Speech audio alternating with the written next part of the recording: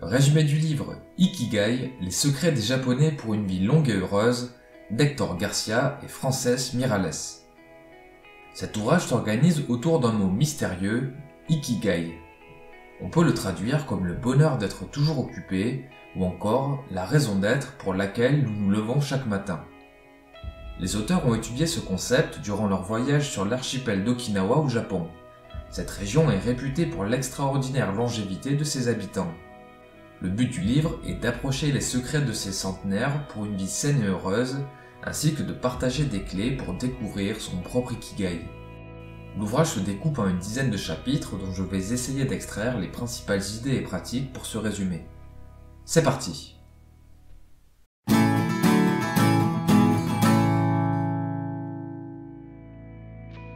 Hector Garcia et Frances Miralles ont rencontré les habitants des 5 zones bleues du monde.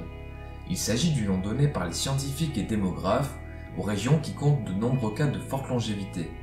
Ces zones sont la Sardaigne en Italie, la municipalité de Loma Linda en Californie, la péninsule de Nicoya au Costa Rica, l'île grecque Ikari et l'archipel d'Okinawa au Japon.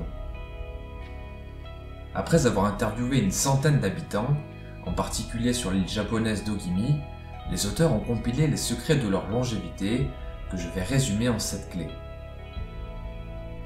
Première clé, conserver un esprit actif, souple et capable de continuer à apprendre. Pour entretenir sa santé mentale, on peut appliquer 2 grands principes. Premièrement, limiter le stress tout en s'exposant au changement. Le stress à petite dose est bon pour la santé. Par contre, il convient de limiter le stress trop intense. Les Japonais s'appuient sur plusieurs pratiques pour conserver un esprit serein et actif. Par exemple, faire de l'exercice et des étirements, oser exprimer ses émotions, avoir un environnement propre et ordonné, méditer, ou encore privilégier des pensées positives. Deuxième grand principe pour entretenir sa santé mentale, dormir suffisamment. Pour faciliter son sommeil et son endormissement, les Japonais préconisent de ne pas pratiquer d'activités qui rendent nerveux avant de se coucher, de ne pas prendre de caféine, de dîner au moins 3 heures avant de s'endormir, de suivre un rituel qui nous mène naturellement à l'endormissement, ou encore réduire l'intensité de l'éclairage de la pièce dans laquelle on se couche. Deuxième clé pour une vie longue et heureuse, trouver un sens à sa vie, l'ikigai. L'ikigai est la raison pour laquelle nous nous levons chaque matin. Cette quête de sens est au cœur de la philosophie des Japonais et représente certainement l'un des secrets de leur longévité. Cela fait écho à une citation de Nietzsche, « Celui qui a un pourquoi qui lui tient de vue, de finalité, peut vivre avec presque n'importe quel comment. » Dans le livre, les auteurs présentent une discipline appelée logothérapie qui a pour but de sensibiliser l'individu sur le sens de sa vie. Ils abordent notamment une thérapie créée par le japonais Shoma Morita, dont l'objectif est d'aider le patient à trouver un but vital. Les fondements de la discipline sont que l'action est la cause du changement et qu'il faut oser regarder en soi pour découvrir son propre ikigai. La thérapie de Morita se découpe en 4 phases. Isolation et repos durant 5 à 7 jours, puis une thérapie occupationnelle légère qui consiste à effectuer des tâches monotones en silence. Troisième phase, effectuer des tâches qui requièrent un mouvement physique durant 5 à 7 jours, et enfin, un retour au monde réel et à la vie sociale. Troisième clé pour une vie longue et heureuse, être capable d'entrer dans le flow avec chaque tâche. Le flow correspond au fait d'être totalement plongé dans l'activité que l'on effectue, sans réfléchir ni se laisser distraire par quoi que ce soit. Il n'y a alors ni passé ni futur, juste le présent. Les auteurs décrivent 7 conditions pour entrer dans l'état de flow. Savoir que faire, savoir comment le faire, savoir si on le fait bien, savoir où aller, se fixer des défis ambitieux, utiliser ses meilleures ressources personnelles et ne pas s'adonner aux distractions. Ils partagent 3 techniques pour expérimenter l'état de flow.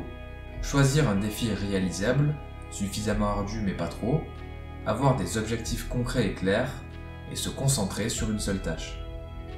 Les auteurs expliquent aussi qu'il est possible de profiter des instants de micro-flow durant les tâches quotidiennes. Ils prennent l'exemple de Bill Gates qui assure faire la vaisselle tous les soirs.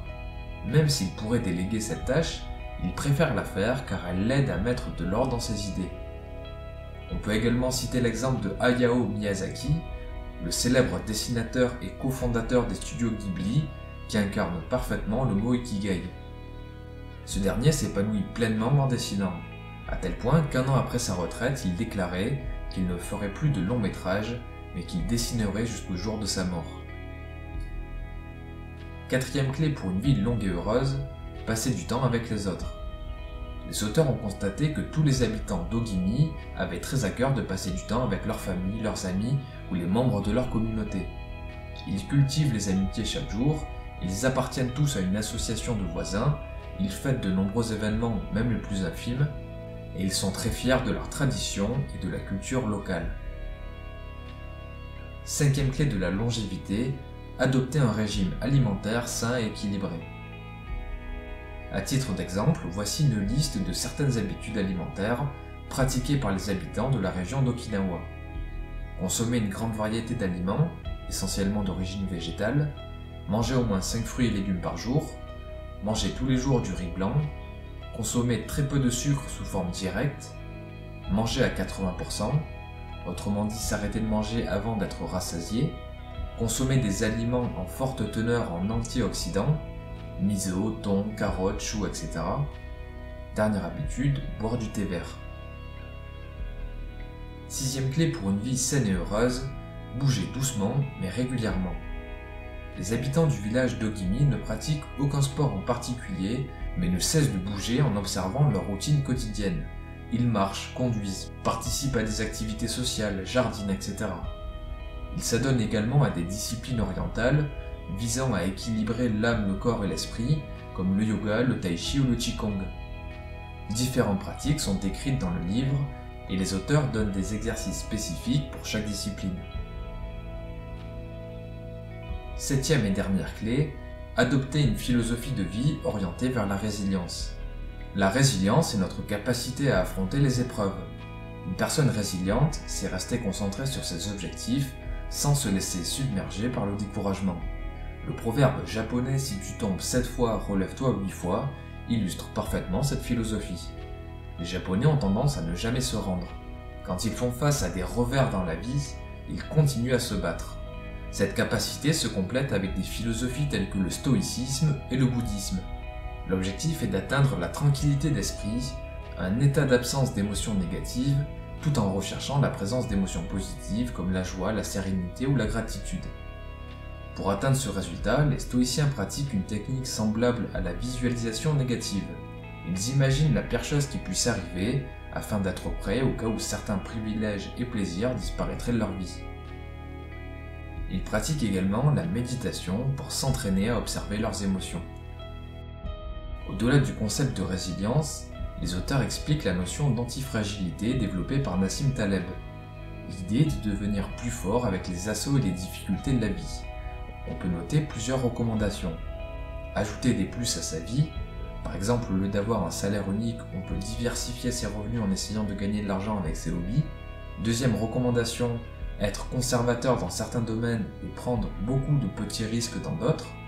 Pour rester dans le domaine financier, on peut par exemple déposer 90% de son capital sur un compte épargne et investir les 10% restants sur des placements risqués mais rémunérateurs. Troisième recommandation, éliminer les choses qui nous fragilisent. Supprimer des mauvaises habitudes comme manger entre les repas, passer trop de temps sur les réseaux sociaux, etc. Pour résumer et conclure, je vais reprendre les lois de l'ikigai, extraites de la sagesse des centenaires d'Ogimi, qui sont présentées à la fin du livre. Restez toujours actif. Prenez les choses calmement. Ne mangez pas à satiété. Entourez-vous de bons amis. Soyez en forme pour votre prochain anniversaire. Souriez. Reconnectez-vous à la nature. Remerciez. Vivez l'instant. Et suivez votre Ikigai. Merci pour votre attention, j'espère que vous avez apprécié cette synthèse. Si c'est le cas, vous pouvez me le faire savoir en laissant un pouce bleu ou un commentaire. Vous pouvez télécharger gratuitement cette fiche sur mon site internet. Pour ceux qui voudraient se procurer le livre, vous trouverez un lien affilié vers la page Amazon du produit dans la description. Pour finir, je vous invite à vous abonner à la chaîne et à activer la cloche de notification pour être informé lorsque de nouvelles productions paraîtront. C'était Mr. Fanjo, à très vite.